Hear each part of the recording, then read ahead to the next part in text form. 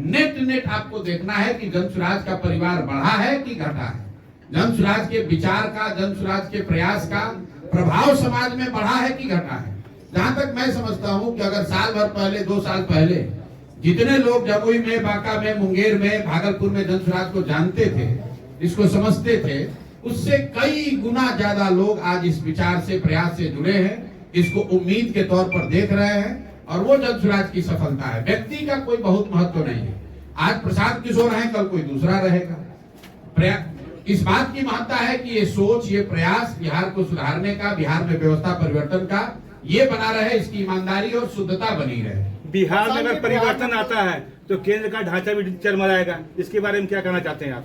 देखिए, अभी तो हम लोग पूरी तरीके से सिर्फ बिहार पर ही केंद्रित हैं। निश्चित तौर पर बिहार जैसे बड़े राज्य में अगर कोई बड़ा राजनीतिक परिवर्तन होता है तो वो कहानी बिहार तक रुकेगी नहीं, ये तो निश्चित बात है। मैं तो अपने भाषणों में कहता हूँ कि एक बार बिहार के लोग सजग हो जाएं और एक बार अपने बच्चों के लिए नई व्यवस्था बना ले तो पूरे देश की राजनीति का जो नीडल है वो गुजरात से घूमकर बिहार की ओर हो जाएगा, क्योंकि पूरे देश ने ये मान लिया है कि बिहार में कुछ नहीं हो सकता है।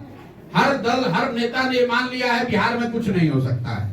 मैं रोज कहता हूं कि जिस बिहार को ज्यादातर दल और नेताओं ने न सुधार पाने वाला मानकर छोड़ दिया है, उसको सुधारने का जिम्मा अब जब बिहार के लोगों ने उठा लिया है, अगर हम लोग सुधार पाए तो पूरा देश खड़ा होकर बिहार के और बिहार के लोग का, बिहार के लोगों के प्रयास का सम्मान करेगा और उसका असर आपको पूरे देश में दिखेगा। प्रशांत किशोर जी, आप खुद बोल रहे हैं कि बिहार के लोग नहीं सुधरेंगे, ना बिहार को सुधार पाएंगे, फिर आप कैसे इसको सुधारने की? मैंने नहीं कहा, मैंने कहा जिस बिहार को देश के ज्यादातर नेताओं ने, दलों ने न सुधार पाने वाला मानकर छोड़ दिया है, इसका आप उदाहरण देख लीजिए। कल अभी प्रधानमंत्री जी यहाँ आए, क्या उन्होंने बिहार की शिक्षा व्यवस्था सुधारने के लिए कोई बात कही? क्या उन्होंने बिहार के पलायन करने वाले लाखों युवाओं के बारे में कोई बात कही? क्या कांग्रेस के नेता यहाँ राहुल गांधी आए तो उन्होंने कुछ बात ऐसी कही? हर साल 2 साल पर गुजरात में बिजनेस समिट होता है, आप देखते हैं उसमें प्रधानमंत्री जाते हैं। पिछले 15-12 साल से मोदी जी प्रधानमंत्री हैं। क्या बिहार में कोई ऐसा बिजनेस समिट हुआ जिसमें ये हो कि भाई यहाँ पर भी फैक्ट्रियां लगे? क्या हम लोग यहाँ बुलेट ट्रेन बना? हम लोग क्या अभी कल प्रधानमंत्री ने आकर क्या घोषणा की है? ये रेलवे लाइन का चौड़ीकरण किया जाएगा, ये एक ट्रेन, पैसेंजर ट्रेन बढ़ाई जाएगी, ये एक लाइन का इलेक्ट्रिफिकेशन किया जाएगा। देखिए कितना फर्क है। मोदी जी प्रधानमंत्री है, गुजरात के भी प्रधानमंत्री हैं और बिहार के भी प्रधानमंत्री हैं। गुजरात के लिए 1 लाख करोड़ का बुलेट ट्रेन बन रहा है, 1 लाख करोड़ रुपया कर्ज लेकर, और वो कर्ज में बिहारी भी शामिल है, हम लोग पर भी वो कर्ज है। हमें उससे कोई दिक्कत नहीं है, देश का विकास होना चाहिए। लेकिन गुजरात में मोदी जी अहमदाबाद से मुंबई के लिए बुलेट ट्रेन की बात कर रहे हैं, अहमदाबाद में गिफ्ट सिटी की बात कर रहे हैं, और बिहार में आकर क्या कह रहे हैं? सहरसा में, नरकटियागंज में वो रेलवे लाइन बना दिया जाएगा, जो बन रहा है उसका दोहरीकरण कर दिया जाएगा।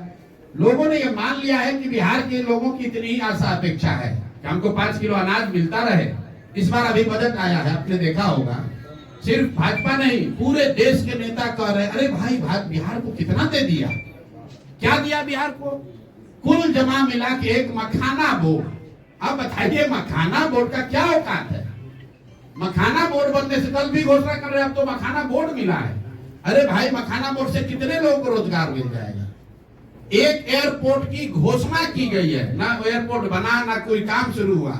एक अकेले आंध्र प्रदेश में, जिसकी आबादी बिहार के मुकाबले 1/3 है, 10 से ज्यादा एयरपोर्ट है, और बिहार में एक एयरपोर्ट की घोषणा अगर बजट में हो गई, पूरे देश में कोहराम मचा है। अरे भाई, बिहार को इतना काहे दे रहे हो?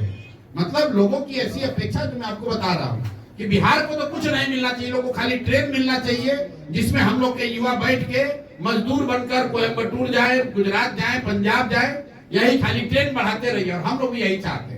एक और ट्रेन मिल जाता ना, तब अच्छा सबको जाने को आसान हो जाता। अरे भाई, हम लोग को ट्रेन नहीं चाहिए, हम लोग को बिहार में फैक्ट्री चाहिए, हम लोग को यहाँ रोजगार चाहिए। दूसरे जगह से लोग यहाँ पर आए ट्रेन पकड़ के रोजगार करने, वैसा बिहार चाहिए। प्रधान किशोर जी, गांधी मैदान में महारैली का जुटान किया गया, सभी महारैली का जुटान आपने पे किया। चुनाव लड़ेगी, आप कौन सा समीकरण पे लड़ेंगे? हम बदलाव के समीकरण पर चुनाव लड़ेंगे। यहाँ पर बिहार में सबसे बड़ी जाति की आबादी कितनी है? यहाँ जो जातीय जनगणना हुआ उसके मुताबिक सबसे ज्यादा आबादी यहाँ पर मुस्लिम समाज की है, उसके बाद दलित समाज है, उसके बाद यादव समाज है, लेकिन किसी की जनसंख्या 20% से ज्यादा नहीं है। लेकिन बिहार में बदलाव चाहने वालों की जनसंख्या 60% से ज्यादा है। तो किसी का अगर मुसलमान है, किसी का सवर्ण है, किसी का कुशवाहा है, किसी का दलित है, वोट बैंक जन स्वराज का वोट बैंक वो 60% बिहारी हैं जो बिहार में बदलाव चाहते हैं, जो अपने बच्चों के लिए पढ़ाई रोजगार चाहते हैं, जो अब ये नाली गली और चावल और मंदिर मस्जिद की लड़ाई से ऊपर उठकर बिहार में सुधार देखना चाहते हैं। आप तो कह रहे हैं 75% मुसलमानों को टिकट देंगे, इसमें कितनी सच्चाई है? कितना सीट टिकट देंगे? 75%। भाई आप लोग सुन लीजिए बात को, वीडियो है आप भी देख लीजिए। जी बताइए। जन स्वराज ने कहा कि हम लोग का चाहे पार्टी में पद हो, कोई मनोनीत पद हो या टिकट की बात हो, दोनों ही जगह या हर वो उस प्रयास में सबसे ज्यादा जो जरूरी है वो काबिलियत है। काबिलियत के आधार पर ही लोगों को पद या टिकट मिलेगा। लेकिन मान लीजिए कि बिहार में 243 सीट, 243 काबिल लोगों को, सही लोगों को टिकट मिल रही है। काबिल लोग 1000 है, तो उस 1000 में से 243 कैसे चुने जाएंगे? वो चुनने का आधार होगा जिस समाज की जितनी आबादी है, उस समाज से उतने काबिल लोगों को निकालकर उनको टिकट या प्रतिनिधित्व दिया जाएगा। आधार काबिलियत है, और बिना ये चिंता किए हुए कि वो समाज हमको वोट करता है या नहीं करता है। अगर यादव समाज की आबादी 17% है, तो जन स्वराज से लड़ने वाले लोग में 30 से 35 लोग यादव समाज के होंगे ही होंगे। अगर मुसलमानों की आबादी 18% है, तो जन स्वराज से टिकट पाने वालों में 40 मुसलमान होंगे ही होंगे।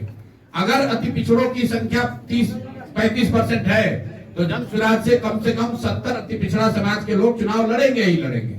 लेकिन वो इसलिए नहीं चुनाव लड़ेंगे कि वो यादव है कि अति पिछड़ा है, वो इसलिए चुनाव लड़ेंगे कि वो बिहार के सही लोग हैं, हम लोग की नजर में वो काबिल लोग हैं और उस समाज के हैं जिस समाज से की रिप्रेजेंटेशन को हम लोग सुनिश्चित करना चाहते हैं। सर, पटना के गांधी मैदान में महारैली में सर आपका जो सभा जो गई थी, उस पर कहीं ना कहीं आईपी गुप्ता आपके पे भारी कर रहा है, क्या कुछ करना चाहिए?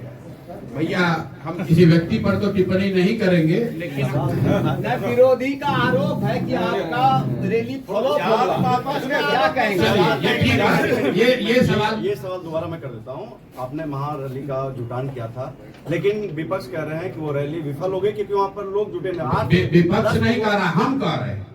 ये बिहार में किसी नेता में दम नहीं है जो कि खड़ा होकर मन से 1 लाख लोगों के सामने कहे कि भाई हम 5 लाख लोगों को बुलाए थे, 1 ही लाख लोग यहाँ पहुंच पाए हैं, बाकी लोग जाम में फंस गए या नहीं पहुंच पाए। उसके लिए मैं माफी चाहता हूँ। ये खड़े होकर प्रशांत किशोर ने कहा है, क्योंकि हमने इस अभियान में कहा है कि और कुछ हो जाए, लेकिन इसकी ईमानदारी और शुद्धता में फर्क नहीं आने देंगे। ये बिहार का एकमात्र ऐसा दल है, एकमात्र प्रशांत किशोर है जो अपने कार्यकर्ताओं, अपने नेताओं के सलाह से अलग हटके 1 लाख लोगों के सामने खड़े होकर हमने कहा कि भाई हम लोगों ने 5 लाख लोगों के लिए कुर्सी लगाया था, लोग जाम में फंसे हुए हैं, नहीं पहुंच पाए हैं, इसलिए हम माफी चाहते हैं, आपको यहाँ नहीं ला पाए, और अगर नहीं आ पाए इसलिए अब आपके घर घर जाएंगे। लोग कह रहा इतना कुर्सी काहे लगाए थे, स्ट्रेटेजिक ब्लंडर हो गया, क्योंकि प्रशांत किशोर के लिए बिहार के जो लोग हैं वो गाय भैंस बकरी नहीं है कि जहां मन हुआ वहीं खड़ा कर दिए। अगर मैंने लोगों को बुलाया है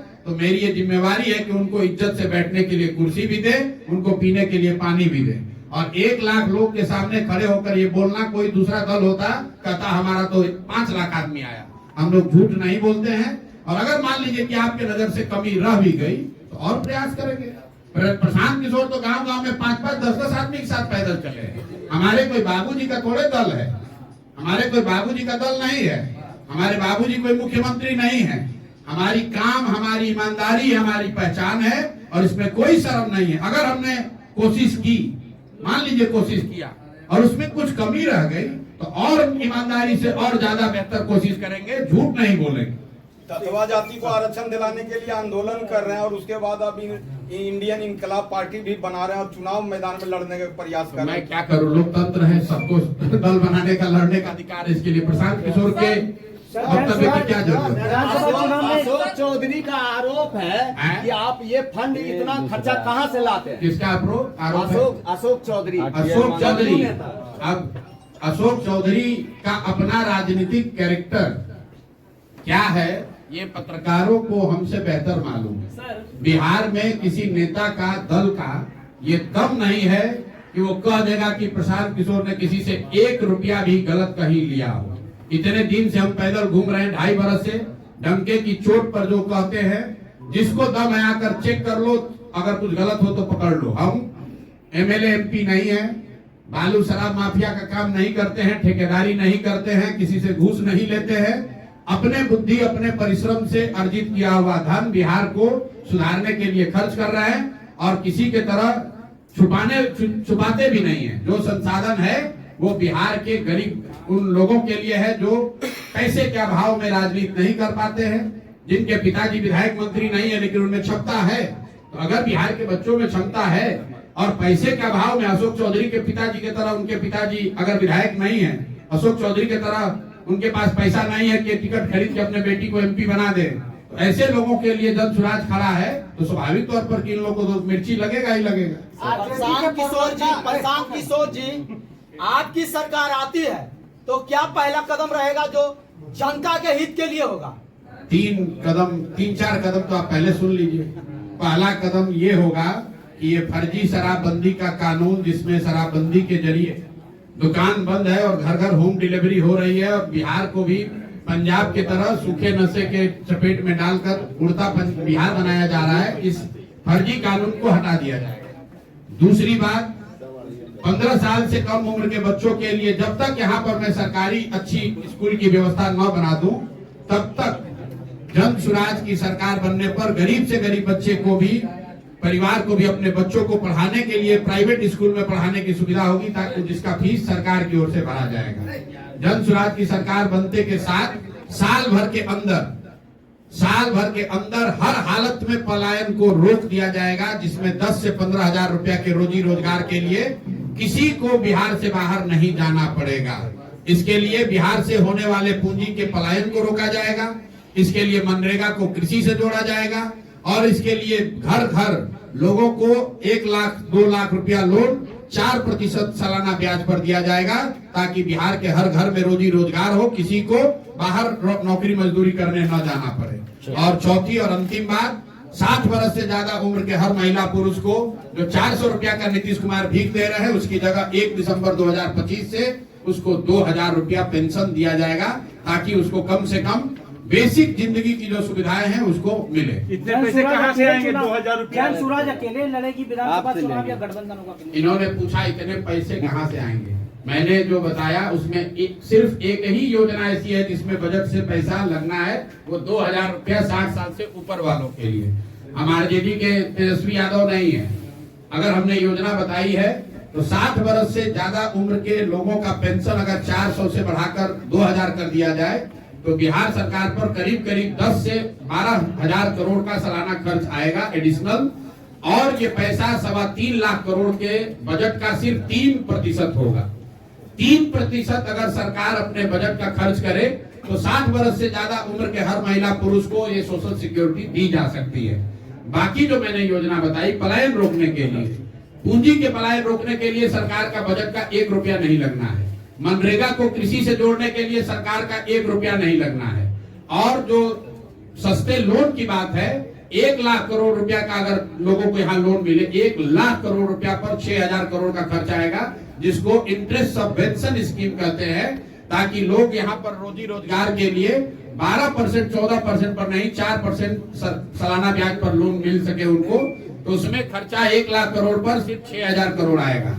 शिक्षा के लिए मैंने आपको जो बताया, ऑलरेडी सरकार 60,000 करोड़ रुपया हर साल खर्च कर रही है। उस पैसे का बेहतर इस्तेमाल करके बिहार में शिक्षा व्यवस्था को बेहतर किया जाएगा। और जो सबसे पहली बात बताई, शराबबंदी हटाएंगे तो उससे 20,000 करोड़ सालाना आमदनी भी बढ़ेगी। तो हम लोग कोई ऐसी बात नहीं कहते हैं जिसका गुणा गणित इकोनॉमिक्स नंबर पहले से वर्कआउट न किया। हर कार्यालय में सर जो घूसखोरी है उसको प्रशांत किशोर कैसे खत्म करेंगे, क्या प्लान है? जी, घूसखोरी जो सर हर कार्यालय में पूरा बढ़ा हुआ है। आप जब तक जनता ईमानदारी से सही प्रतिनिधियों का चुनाव नहीं करेंगी, तब तक कार्यालय में घुसखोरी कैसे रुकेगी? आप जब मुखिया विधायक को वोट देते समय 500 रुपया लीजिएगा, जाति के नाम पर मुर्गा भात खाकर वोट दीजिएगा, पाउच पी के वोट दीजिएगा, तो आपका जो प्रतिनिधि चुनकर जाएगा वो लूटेगा ही लूटेगा। अभी जो ये भूमि सर्वे हो रहा है, बिहार में राजस्व विभाग जितने बड़े पैमाने पर वसूली कर रहा है, क्यों कर पा रहा है? क्योंकि हमने उन नेताओं को बैठाया है जो आपके घर घर में झगड़ा लगा रहा है, आप ही के जमीन का दाखिल खारिज और रसीद कटवाने के लिए 20,000, 40,000, 50,000 रुपया घूस ले रहा है।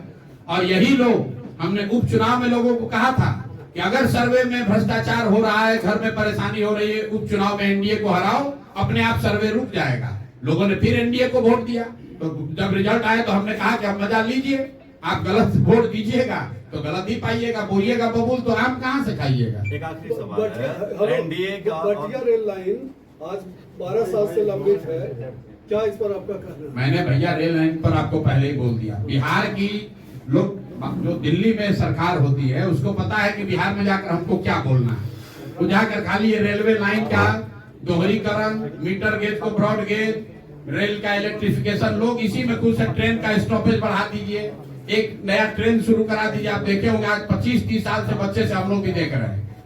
किसी बजट में बिहार के लिए क्या घोषणा हो रही है? रेल एक बढ़ा देंगे, एक ट्रेन बढ़ा देंगे। क्यों? क्योंकि बिहार मजदूरों की फैक्ट्री है। ये नहीं कहा प्रधानमंत्री ने कि यहाँ पर स्टील की फैक्ट्री लगाएंगे, ये कह रहे हैं कि यहाँ से एक नया ट्रेन खोलेंगे। ट्रेन खोल के कहाँ जाएगा ट्रेन? यहाँ से मजदूर जाएगा जो कि 10,000 रुपया में गुजरात में, सूरत में उनके लिए, गुजरातियों के लिए काम करेगा। यहाँ से देखिए कि हर जगह ट्रेन खुल रही है। ट्रेन होनी चाहिए, लेकिन ट्रेन से बच्चे क्या करने जा रहे हैं? भाई हमें तो खुशी होती ना जब यहाँ से स्टील बनता और वो मालगाड़ी से यहाँ से जाता। यहाँ से रेफ्रिजरेटेड ट्रेन खुलना चाहिए जिस पर कि यहाँ से सब्जी जाए और दिल्ली बॉम्बे में बिके। हमें वो ट्रेन नहीं चाहिए जिस पर बिहार के युवा मजदूर बनकर जाएं और दूसरे राज्यों में काम करें। बहुत बहुत धन्यवाद भैया।